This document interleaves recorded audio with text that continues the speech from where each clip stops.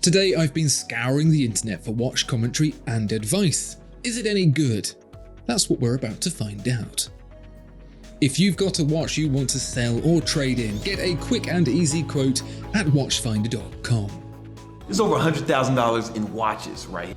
Just at a glance I can tell you that is not over $100,000 of watches. And he gave me this Rolex Just Day. The Rolex Datejust here appears to have an aftermarket diamond bezel. It's probably worth around $10,000 to $15,000. Great sentimental value though. And I got the plain Jane AP Royal Oak. This is a limited edition. There was only 1,000 made. That is a Royal Oak Offshore Alinghi America's Cup from 2003, worth today around $30,000. The Alinghi team is actually now sponsored by Tudor. This was something to just flex on the haters. Iced out AP Royal Oak. The aftermarket setting of diamonds always brings the price down. This Royal Oak Offshore should be worth around $30,000 in original condition, which it's not. So if you're thinking about spending money on watches, think of it as an investment. So not quite $100,000, and really you shouldn't think about watches as investments anyway. Buy them to wear and enjoy. Now it's time to show you Steve's personal watch collection. Wow. Whenever you hear about a collection being worth millions, it's guaranteed to contain mostly Rolex, Audemars Piguet and Richard Mille. We got the red Richard Mille, the white Richard Mille, the black Richard Mille. Is this all your Richard Milles? Yeah. Ah, yeah, there they are. I'll let you into a little secret. I actually really like Richard Mille. I don't know why they cost so much, but I like them. This watch right here can buy you a house. Steve, can I buy your watch? Sure. The Bubba Watson? Return. The white Bubba Watson here, for example, can withstand a 500G golf swing, which would destroy many other watches, and the whole thing weighs less than a gnat's tadger. It's just cool. It is. This one's really growing on me. Have anyone ever gifted you a watch? Yeah, Neil did. Steve doesn't seem very comfortable with having his $1.5 million watches handled. I don't think I would be either. Okay, so this guy is going to see how the dealer reacts when he tells them that Rolex watches are cheap. What was the price on this one here? This one, $11,350. Really? Wow. So why is it so cheap? Well, it's not that cheap. I mean, $11,000 is a lot for a watch. I'm kind of surprised they're letting some rando kid handle all the watches. I usually get chased out with a broom. This one is how much you said? 50? About $55,000. Yeah. 55,000, right. So this dealer is clearly having his chain yanked and he still cracks out a $55,000 watch. Do you know why the price is so cheap? I don't consider that to be cheap. A lot of people can't afford that watch. Oh, really? Yeah, most Really? people can't afford that watch. I don't know if this is because I'm British, but it's all getting a bit awkward. He's clearly trying to express without being rude that he can't afford the watch. Even with the cheap price, it's still real good quality. Yeah, like I said, no, you're the first person to tell me the watches are cheap. Really? I've never heard that. Still, pretty funny. This reminds me of that scene in The Matrix where Agent Smith is griping to Morpheus about human beings. I'd like to share a revelation I've had during my time here. Watch collecting is a horrible disease. It's a virus. Once you're cursed with it, your life is miserable. The only reason you work is to buy more watches, and that's exactly where I'm at right now. I can't even repeat what my wife says to me when I bring home another watch. If watches are making your life miserable, you're doing it wrong. As I've said before, whenever you hear about a collection being worth millions, it's guaranteed to contain mostly Rolex, Audemars Piguet, and Richard Mille.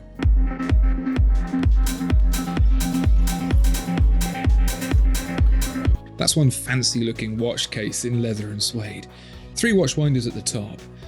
I really hope the digital display is climate control. Can you imagine?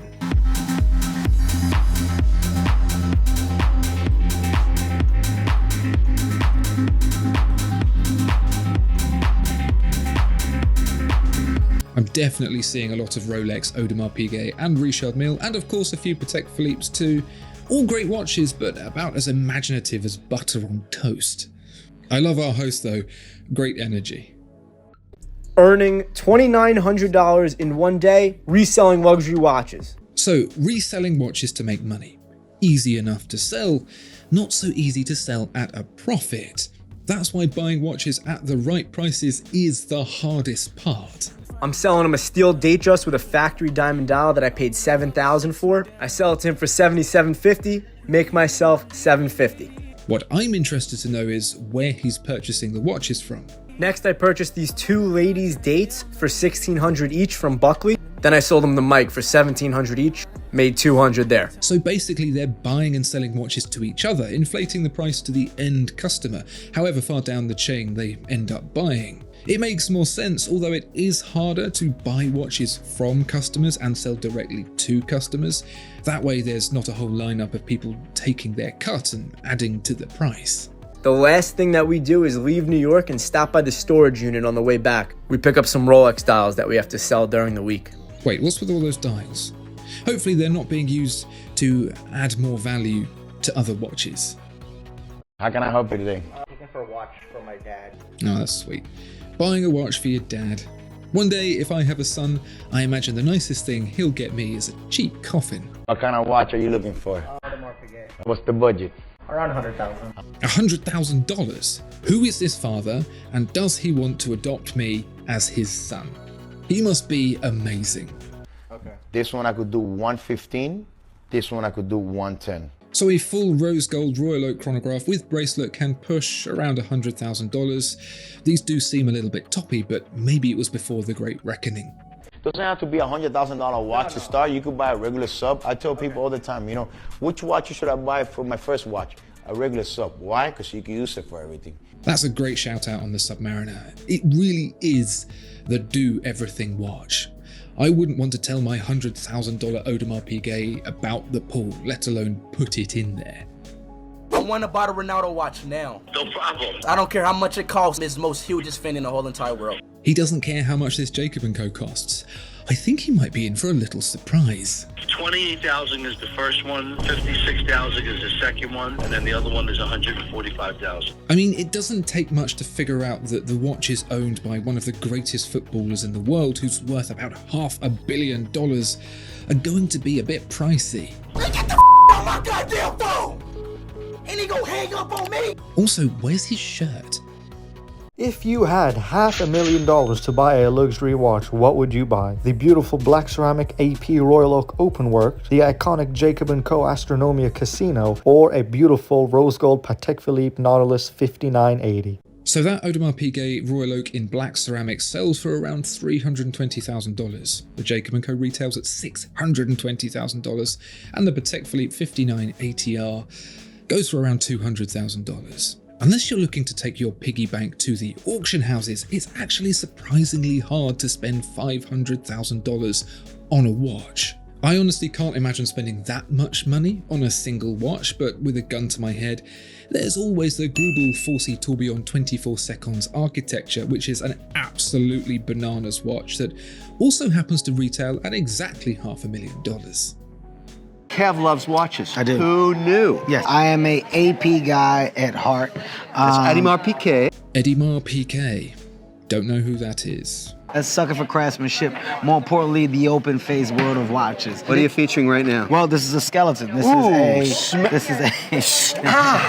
That is so hot. Mr. Hart laughing with his phone voice there. That's a Royal Oak Openworked, which had a retail price of around $75,000, currently selling for $140,000, so yeah, doubled in value. This boy knows how to buy watches, because when there's only 150, the price goes where? Up. Up. Called it. The key is to really develop your brand with the watchmakers, because they want to give you retail prices. Absolutely. So if I understand correctly, the key to getting sought after watches at retail is to become one of the most famous comedians in the world and have a net worth of around $450 million. I don't know why I didn't think of that before. If you've seen some watch advice or commentary you think I should take a look at, link it down in the comments below. Please do like and subscribe as well, and if you're looking to buy, sell or trade in a watch, visit watchfinder.com.